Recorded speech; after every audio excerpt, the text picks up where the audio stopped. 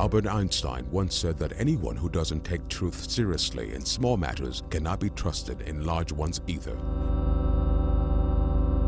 In Abuja on the 4th of July 2012, this was said. Those involved in subsidy scam amounting to about 2.6 trillion naira must never go unpunished. It was also stated that the government would never accept corruption. After a string of investigations, audits and committees were set up, until date not a single person has been tried before a court of law, even though clear evidence is available.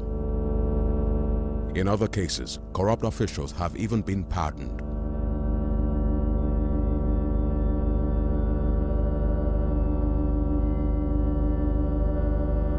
In fact, this is what an English newspaper has to say about corruption in our country.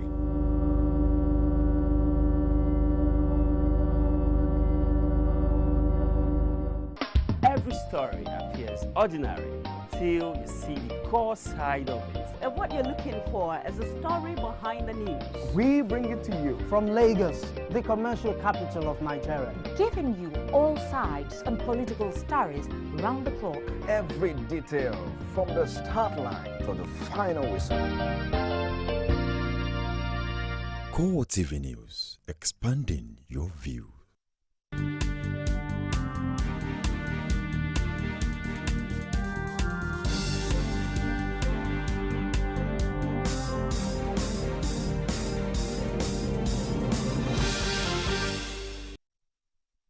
Hello, good evening and welcome to CoreTV Primetime News. I am Nifemi Oguntoye. In our major story,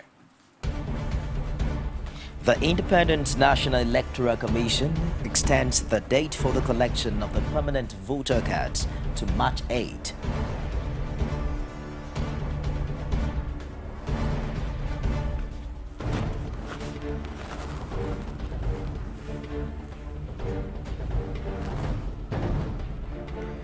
Also in this program, civil rights groups call for the resignation of security and service chiefs over elections postponement.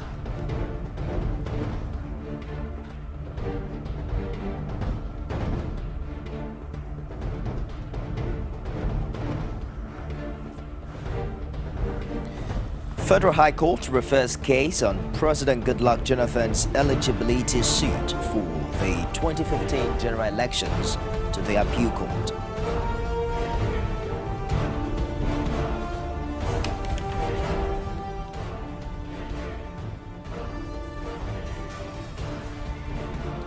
Outside Nigeria now, Australian Prime Minister Tony Abbott promises to change his style aftermath of failed bid to unseat him.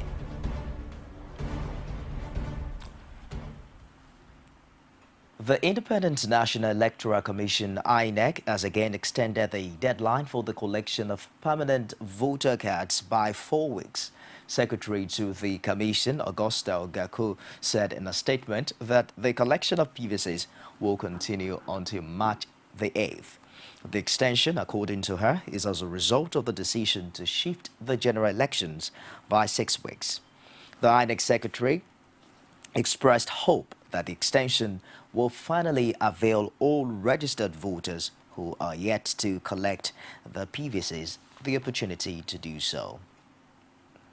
ECOWAS has advised members of Nigeria's political class to avoid actions and comments that would incite their supporters or opponents to violence now in the aftermath of the shift in the election dates.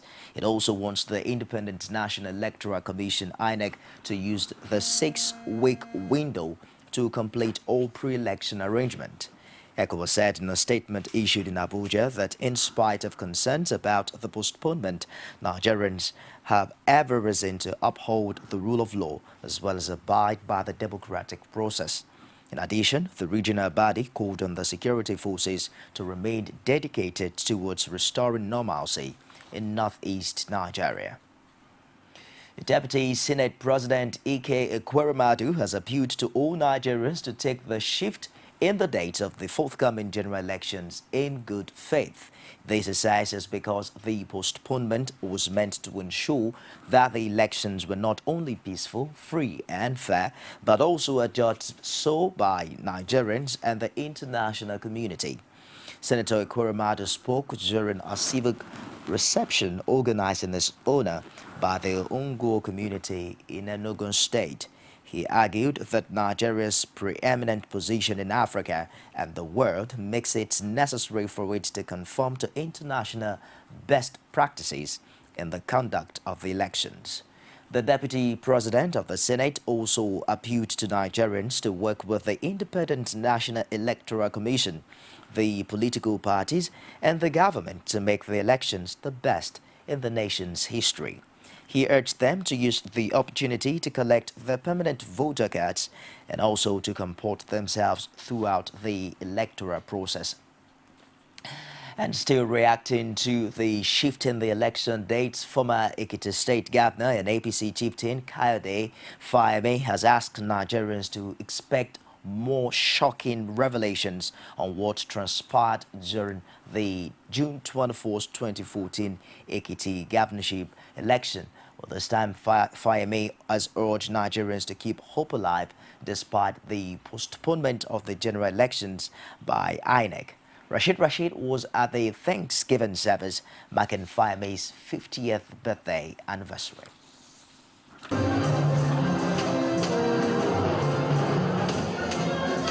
It was his golden jubilee anniversary but marked low-key because of the February 14th election, which was later postponed. However, the Thanksgiving service afforded both clerics and politicians a platform to share thoughts on the state of the nation. So now, congratulations, Governor. You know, when you were governor, you said you would not be you would not like to be addressed as Your Excellency or His Excellency until you would leave. If my work is excellent, I assume you are Your Excellency. That time I listened to you and I took to it. I never addressed you as Your Excellency, but now, seeing what you've done, the quality work, you are from a quality family with a quality wife and a quality child and quality people. Fayemi, in his reaction to the election postponement, says the shift amounts to a coup, but urged Nigerians not to be wary. Chief John Oyegun, who is the leader of our party, has urged us and urged all Nigerians to take what has been announced by INEC with equanimity. It was clear to us that INEC was boxed into a corner by the merchants of retrogression in our land, and those who are looking for every opportunity to scuttle this democracy were the ones who boxed INEC into that corner. But there's always virtue in patience, because it will not stop the truth. 6 weeks we will be here in a jiffy. Ekiti, which is currently a subject of national discourse following the leakage of an audio file allegedly containing a plot to rig the June 21, 2014 Ekiti governorship election, has garnered varying reactions. Fayemi, in his reaction, shared his opinion on the leaked audio file. When the additional information and the physical presentation of the person who did this happens, then you will know what actually transpired in Ekiti State on June 21, 2014. Of course, people have asked, why now? Because we knew we have the same intelligence that we used in preventing this from happening in Osun State. That's why we have gone to town with the information now, so that Nigerian people will be watchful, Nigerian people will be vigilant, and Nigerian people would understand why we went to court in APC to say that we do not want the military to be involved in the 2015 presidential and national elections.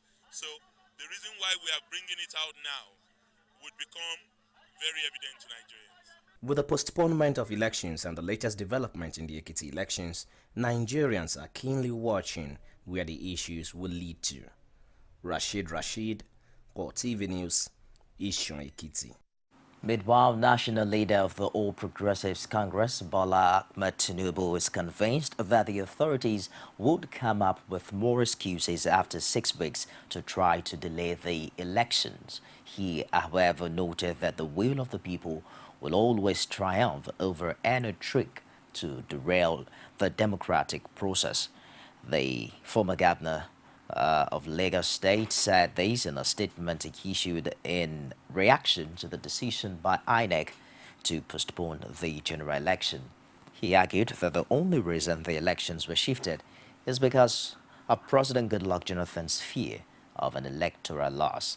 Tinubu wondered why the military chiefs had to wait till 1 week to the election before launching an offensive against Boko Haram. The APC Presidential Campaign Organization claims that President Goodluck Jonathan instigated the postponement of the election by 6 weeks out of fear of electoral loss. It said he had seen the handwriting on the wall and decided to use the renewed efforts by a multinational force against incidents as an excuse. Spokesman for the campaign team, Garba Shehu, said in a statement that there were indications through opinion polls that President Jonathan was in his last days at Aso Rock. He added that polls commissioned by the government in secret by independent polling unit companies in the United States, United Kingdom, and Israel have also shown the president that the Nigerian people are massively against him. The campaign spokesman noted that the postponement is just a postponement of the inevitable. Well, still with the APC on the news tonight, this time the opposition party has also accused the military authorities of conniving with the People's Democratic Party to postpone the general election. Party chairman John Odigio made this allegation at a news conference in Abuja. He wondered why the military and security chiefs, including the National Security Advisor Sambo Dasuki, never raised security concerns until a few days to the presidential elections. Any further postponement can only lead to a constitutional crisis of major proportions. The Constitution provides for at least 30 days before the handover date, May 29th, for an election to be held. We have strong suspicions, in fact stronger than suspicions, but hope that this postponement is not part of the agenda to generate this constitutional crisis in the country. We are just recently recovering from a crisis precipitated by the famous June 12th crisis. We are aware of plans to intimidate and orchestrate the arrest of our leaders across the country on frivolous grounds. We are now aware of how the PDP used intimidation and arrest to rig the last governorship elections in Ekiti State. We are aware that this is the plan of the PDP in the current phase we're in. But we have no doubt at all. We have absolute faith that Nigerians will stand up to this. We have no doubt that the international community is also watching. Coalition of civil society groups has called for the resignation of service chiefs for their failure to guarantee adequate security for the elections earlier scheduled for February. Coordinator of the Transition Monitoring Group, Ibrahim Zikirulai, made the coalition's position known at a press conference in Abuja. The rights activist noted that by claiming that they cannot guarantee security, the security agencies have succeeded in arm-twisting the Independent National Electoral Commission to shift the elections in order to satisfy the ruling People's Democratic Party. They argued that electoral umpire has no strong case to postpone the election on the strength of an insurgency. Even those that are shifting this election are pushing for the shifting of the election knows that their reason is not tenable. So what they did simply is treasonable. Is to just say that, well, you can go and have your election will not provide security, simply because it is entrusted in their hands. And that is why we are calling for the immediate resignation of the service chiefs, because their loyalty is no longer to the Nigerian nation.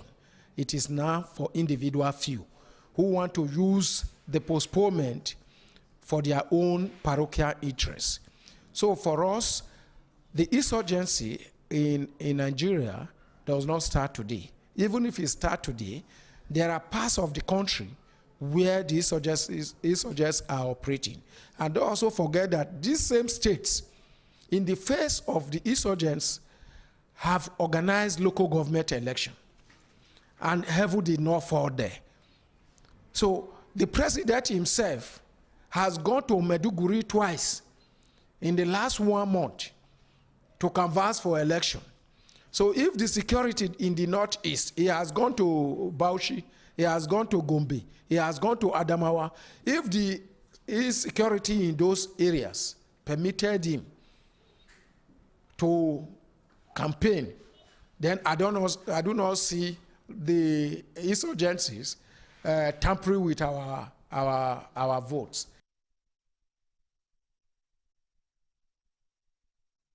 You're on to CoreTV Primetime News. We'll take a break now, and I'll be back with more stories. Don't go away. Albert Einstein once said that anyone who doesn't take truth seriously in small matters cannot be trusted in large ones either. In Abuja on the 4th of July 2012, this was said. Those involved in subsidy scam amounting to about 2.6 trillion naira must never go unpunished. It was also stated that the government would never accept corruption. After a string of investigations, audits and committees were set up, until date not a single person has been tried before a court of law, even though clear evidence is available. In other cases, corrupt officials have even been pardoned.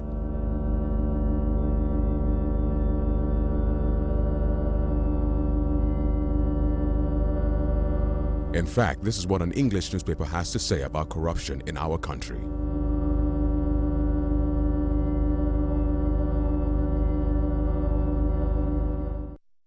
Gubernatorial election is here again. The Nigerian Institute of Public Relations, NIPR, Lagos State Chapter presents Lagos Decides 2015. This is a platform designed to give equal opportunity to all the candidates vying for the post of governor in Lagos State. All candidates are hereby invited to present their respective manifestos to a select audience comprising of PR practitioners, media, and other prominent professionals. Lagos Decides 2015 comes up on Wednesday, 11 February 2015. Time, 11 a.m. Venue, LCCI Event Center, CBD, Alausa Ikeja. Admission is strictly by invitation. For sponsorship details and advert placement, call Joe on 0802 3924 913 or Jola on 0802 366 3429. Proudly supported by MITV, Star FM, 101.5, Galaxy Television, Core TV, Cool TV, Wazobia TV, Nigeria Info, and Frontiers Consulting. The debate will be broadcast and streamed live. NIPR, deepening democratic values. Welcome back. If you just joined us, it's CoreTV Primetime News. A quick reminder of our top stars. The Independent National Electoral Commission extends date for the collection of permanent voter cards to March the 8th.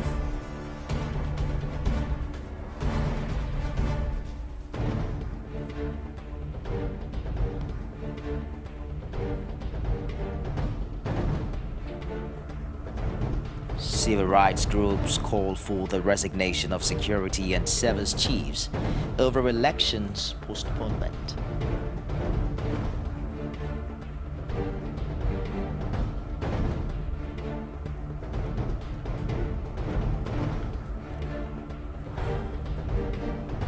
And Federal High Court refers case on President Goodluck Jonathan's eligibility suit for the 2015 general elections to the appeal court. You can also get all of our top stories on any of our social media platforms. On Facebook, it's facebook.com/CoreTV News. Our Twitter handle is at CoreTV News NG, and we're streaming live on YouTube as well. It's youtube.com/CoreTV, live space, and news. Moving on now, a federal high court in Abuja has referred a suit challenging the eligibility of President Goodluck Jonathan for re-election to the Court of Appeal. Justice Ahmed Mohammed took the decision on the basis of an application filed by the plaintiffs Adejumo Ajagbe and Olatoye Wahab. Hearing of the substantive suit had not commenced when the plaintiffs pushed for referral on the grounds that the Court of Appeal had to make pronouncement on a vital issue in the case. Attorney General of the Federation, Mohammed Adoke, opposed the application, but another defendant, the Independent National Electoral Commission, did not oppose.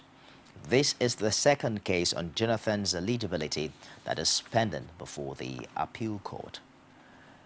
Meanwhile, another federal high court in Abuja set a February 23 date for hearing in a suit challenging the eligibility of the presidential candidate of the All Progressives Congress, Muhammadu Buhari. The suit, which is seeking the disqualification of the APC candidate, was filed by an Abuja-based lawyer, Max Ozuaka, and has the Independent National Electoral Commission as co-defendant. When the matter came up for mention on Monday, lead counsel to the APC candidate Wole Olanipegun informed presiding judge Adeniyi Ademola of his intention to file a preliminary objection to the suit. Justice Ademola, in his ruling, said he would consolidate the suit with a similar one, challenging Buhari's eligibility into one case. After the adjournment, the defense team expressed its readiness. In anticipation of the processes that we want to file on behalf of the defendant, the first defendant, challenging the entire processes filed. That's just a summary of it. They are legal processes, and this is entitled to file the processes challenging the entire action, the orders made by the court for substitute service, and even the service they are purportedly done through the pages of newspapers. By the grace of God, will be here on the 23rd of February. So all counsel were in court, and we informed the court that certain processes were being filed, and that in any event we had come to appear on protest against the suit. Some other people came to say they wanted to join, but you know, in law, the one that you deal with first is the one challenging the jurisdiction of the court. It is after that issues can probably arise as to whether any other person can join. So for now, the matter is adjourned to the 23rd of February to deal with all pending applications in order of priority. While APC presidential candidate Muhammadu Buhari on Monday took his message of change to the delegates of the Nigeria Labour Congress, the former head of state told the gathering in Abuja that in line with his party's manifesto, he will identify and promote growth of industries and give incentives for local content if elected president. He also expressed the belief that Nigeria can set a standard for the African continent by providing competent leadership that has capacity, courage, and know-how. You believe that the labor of our heroes past and present shall never be in vain. You believe that our hopes and dreams can become reality. You believe in a nation bound in freedom, peace, and unity. You believe that we can rebuild the broken walls. You believe that our great country can set a standard for all of Africa to see. I pray that you will give me the opportunity to play a part in bringing about this change that the All Progressives Congress, the APC, so strongly desires for our country, Nigeria. Though the Independent National Electoral Commission has announced rescheduled dates for the general elections as March 28 and April 11, this has not dampened the enthusiasm of the Lagos PDP as it continues campaigning for the elections at Oshodi. Oluwaseyi Adegoke was there and filed in this report. Everybody, everybody, everybody, everybody, everybody loves Jimmy Agbaje. As usual, party chieftains and faithful gathered to welcome the Lagos PDP governorship candidate Jimmy Agbaje to Oshodi in the heart of Lagos. Speaking on the elections, Lagos PDP chairman Tunji Shele says he is sure of his party's victory in the coming election. Jimmy started from Agege, and we are traversed the land and breadth of Lagos State during this rally. Some of local government area. I'm very pleased to see all of you. I'm very happy with you. Thank you, sir. And I pray that all of you will see another 500,000 people for PDP. Lagos PDP leader Bode George says the people should vote for PDP for a real change to happen in Lagos. We as Lagosians, time is running out. And I want to beg you, the singular opportunity you have to change the government is through the ballot paper. Do not be provoked to violence. I want to beg you, because they know that the journey is over. Their time is over. God in His infinite mercy too has ordained that their time has run out.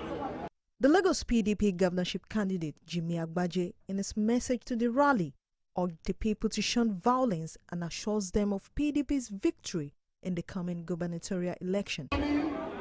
Myself and Mr. Akim Nyakode, we met today and we made a pledge.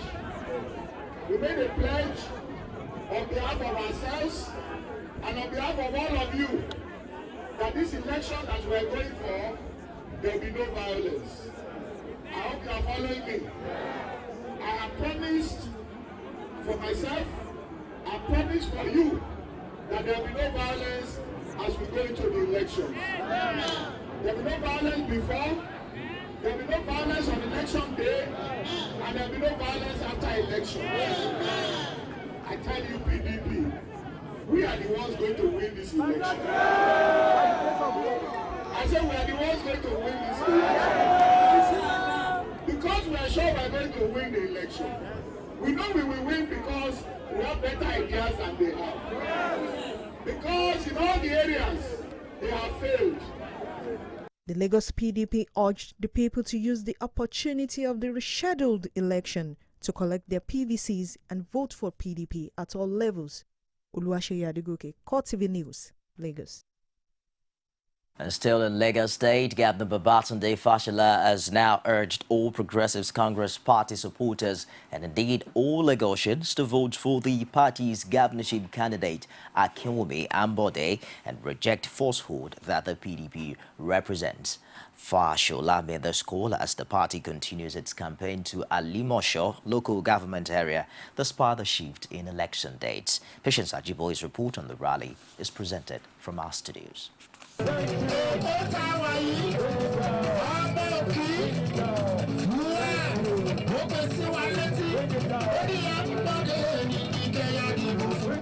the music of Bonswe King Adewale Ayuba, providing entertainment and despite the scorching sun and the shift in the days of the elections, residents of Alimosho were firm in the support of the All Progressive Congress and the party's candidates as they welcomed the party's train amidst fanfare. Henry Ajomale, the party chairman in Lagos, assures residents that the Pew's shift only makes the party stronger, urging them to be steadfast. We are getting stronger and stronger. It's just like a footballer who refused to come to the field and the football was postponed. The following day, the competition resumed. What happened? they lost. Instead of losing by 2 goals, they lost by 10 goals. Governor of Lagos State Babatunde Fashola says Jonathan's led administration is one that is filled with falsehood, urging Nigerians and Lagosians to reject the party at all levels. Now let me remind you all the lies that followed those girls' story. When those girls were first missing, the military said they have rescued them. That's the first thing they said. When we say bring them, they say no, they are not missing. After, they said they have seen them in one forest. We said go and bring them, and they say they can't enter.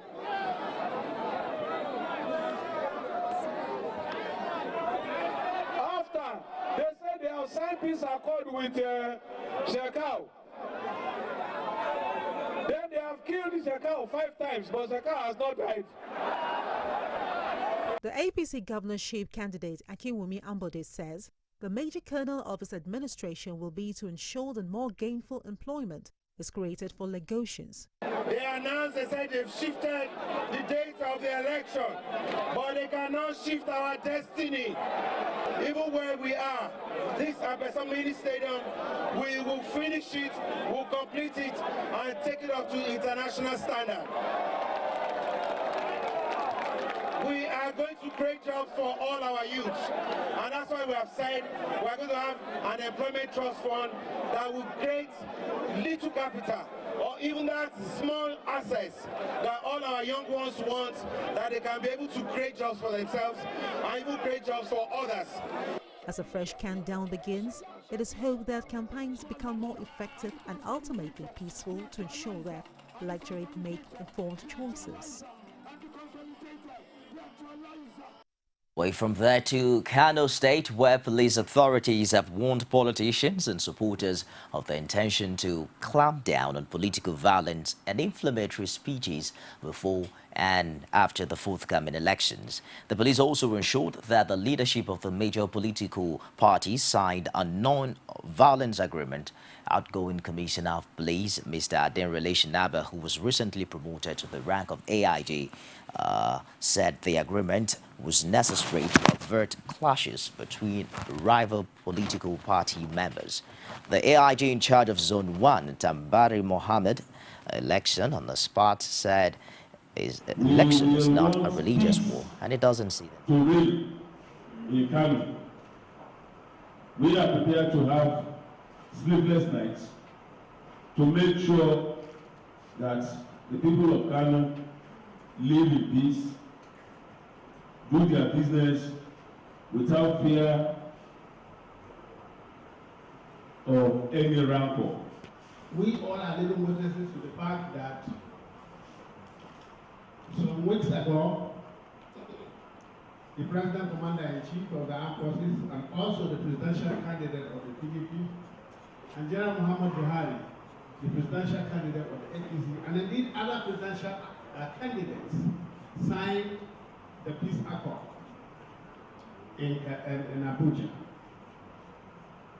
signifying the fact that they are prepared and willing to ensure that there is no violence. Boko Haram leader Abubakar Shekau vowed in a new video released today that the group would defeat a regional force fighting the extremists in Nigeria's far northeast, Niger and Cameroon. It says in a 28-minute speech, one of 3 videos posted by the Islamists on YouTube, that regional coalition will not achieve its aim. Troops from Nigeria have been backed by soldiers from Chad, Cameroon and Niger in recent weeks because of increased concerns about Boko Haram's threat to regional security. In the second of the latest videos, images of the leader of the Islamic State group, Abubakar al-Baghdadi, are shown along with archive footage and a voice-over recalling a battle between British colonial soldiers and fighters from the Sokoto Caliphate in northern Nigeria. Shekau has name-checked al-Baghdad before, but appears to be positioning Boko Haram in a wider jihadi context by showing the Sokoto Caliphate, which was dismantled by the British in the early 20th century. President Goodluck Jonathan has received the report of the 2015 Christian pilgrimage from the leadership of the Nigeria's Christian community. Speaking at the brief ceremony, the president held the commitment of the Pilgrims Board for the success of the exercise. He also pledged to look into the recommendations put forward by the delegation.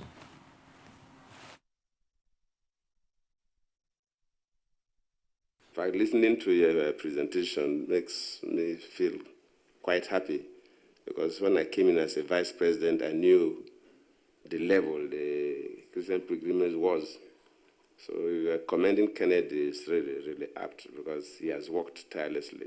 Kennedy and your team, my primate, Oko, the chairman, and other members of the board, you've done wonderfully well. And for the 2014, the report is so brilliant that there are no issues at all. And I'm quite pleased with that, because carrying the number of people we carry to a distant land, most of them probably traveling out of the country for the first time with different ideas and so on. So it is not an easy thing. And I only pray that I should have the opportunity of also going, even if it's to spend one day like 2014, I couldn't spend more than a day. But it was quite fulfilling. So I have to thank you. That as part of our efforts to carry out our assignment, we were with you in Israel for the presidential pilgrimage, which we boldly report as a huge success in spite of its brevity. The program tagged A Day with Jesus for Nigeria in Jerusalem, which was instituted by the Commission, has come to stay and provides a unique opportunity for Nigeria as a nation to connect back to God in fervent prayer led by the #1 citizen of the nation. 2, that in continuation of our assignment, we returned again to the State of Israel and went to Rome to make on-the-spot assessment of the exercise. 3, that while in the State of Israel, we had meetings with the ground handlers and the air carrier where useful discussions were held and satisfactory reports given to us regarding the conduct of the 2014 exercise then ongoing. We also attended the farewell ceremonies and the presentation of JP certificates to pilgrims from several states and had interactions with pilgrims who were still on tour of some of the holy sites. This is Lagos, and you're on to CoreTV Primetime News. I'll be back with more stories after this timeout, if you stick around. Albert Einstein once said that anyone who doesn't take truth seriously in small matters cannot be trusted in large ones either. In Abuja on the 4th of July 2012, this was said. Those involved in subsidy scam amounting to about 2.6 trillion naira must never go unpunished. It was also stated that the government would never accept corruption. After a string of investigations, audits and committees were set up, until date not a single person has been tried before a court of law, even though clear evidence is available. In other cases, corrupt officials have even been pardoned.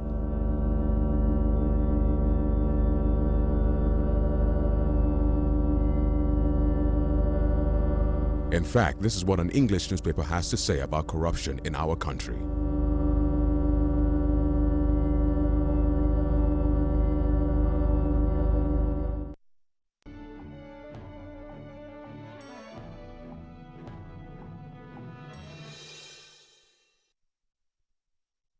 On business tonight, the federal government has collected revenue in the first half of 2014 stood at 5.1 trillion naira, according to the Central Bank of Nigeria. This was below the proportionate budget estimate of 6.0%. This was a result of the decline in non-oil revenue. Oil revenue constituted 70.5% of total revenue, while non-oil revenue accounted for the balance. A breakdown shows the Federation account amounted to 3.12 trillion naira, NNPC refunds 30.47 billion naira, and Shopee 213.29 billion naira, and VAT pool account at 391.63 billion naira. Broadband penetration has increased by 2% in 2014, the Broadband Council said in a statement on Monday. The council says the rise indicated that progress had been made in the implementation of the broadband plan in the last 18 months. The council held its regular quarterly meeting on February 3, 2015, where it evaluated the outlined milestones of the broadband plan. At the meeting, it was observed that it was necessary to accelerate implementation of the broadband plan.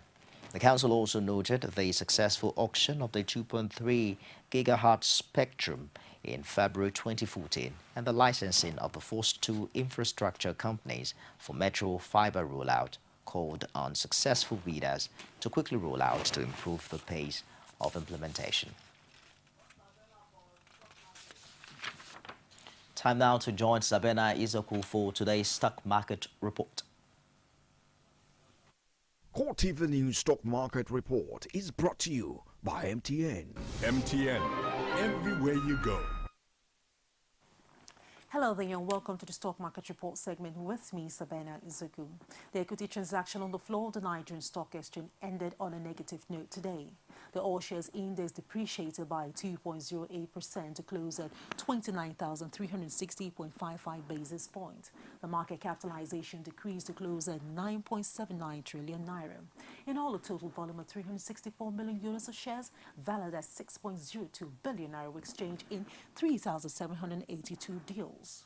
Seplat oil topped the gainers chart to close at 368 naira 11 copper with a difference of 34 naira 21 copper, followed by Dangote Flour, Vitafoam, Interna, and Air Service. On the flip side, Nestle topped the chart, followed by Nigerian Breweries, Guinness, West African Production Company, and Dangote Cement. Meanwhile, Access Bank topped the traders chart, followed by First Bank Nigerian Holdings, Guarantee Trust Bank, Zenith Bank, and Eco Transnational Incorporation. To wrap up the stock market report, here's the currency trade for today.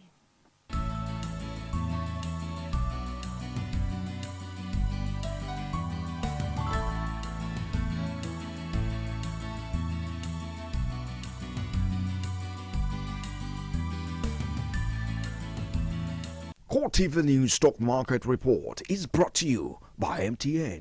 MTN, everywhere you go. On sport tonight, Kwara United have officially announced the appointment of former Wiki tourist Gaffer Tude Abdurrahman as their technical advisor for next team's Globe Premier League. Abdurrahman, who guided the tourist back to Nigeria's top flight last season, will be assisted by former Kwara United trainer Tunde Sani. Kwara United media officer Olayinka Owolewa confirmed that the two coaches have been notified of their appointment. Ivory Coast and Manchester City midfielder Yaya Toure has described winning the Africa Cup of Nations as unbelievable after the Elephants beat Ghana in a dramatic penalty shootout. Goalkeeper Boubacar Barry scored the decisive sport kick to seal a 9-8 win on penalties after Sunday's final had ended goalless after extra time. Toure, who won the Premier League with City last season, said when you win with your club, it's quite amazing. Ivory Coast's only other African Cup of Nations success was in 1992 when they also played Ghana in the final and beat them on penalties. Outside Nigeria now, fetching some other stories, Australian Prime Minister Tony Abbott on Monday vowed to change after surviving a confidence vote on his leadership while urging an end to the disunity that has seen the government's popularity plummet. Abbott has been fighting for his job after poor poll ratings and a series of policy backflips spurred some MPs from his conservative Liberal Party to openly attack him, calling last week for a leadership spill. The motion aimed to declare vacant the positions of party leader and deputy leader occupied by Abbott and Foreign Minister Jolie Bishop. If they had succeeded, the party room, all Liberal Party members of both houses of parliament could vote for new candidates. But the 101 Liberal parliamentarians, one was absent, rejected the proposal by 61 to 31 in a secret ballot. One vote was deemed informal and discarded for either being incorrectly completed or not viewed. It was a bold and ambitious budget last year. With the wisdom of hindsight, it was perhaps too bold and too ambitious. We did, with the wisdom of hindsight, bite off more than we could chew.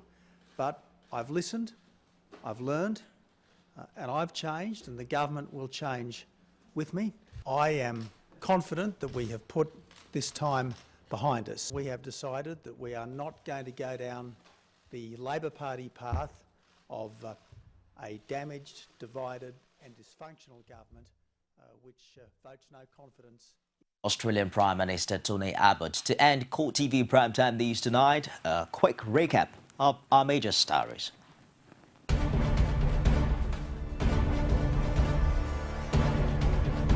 The Independent National Electoral Commission has extended the date for the collection of the permanent voter cards to March 8.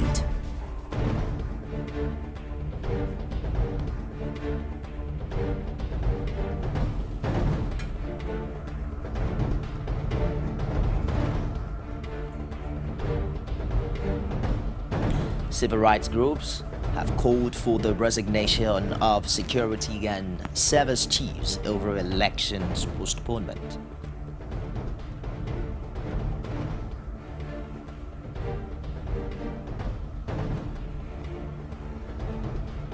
Federal High Court has referred case on President Goodluck Jonathan's eligibility suit for the 2015 general elections to the appeal court.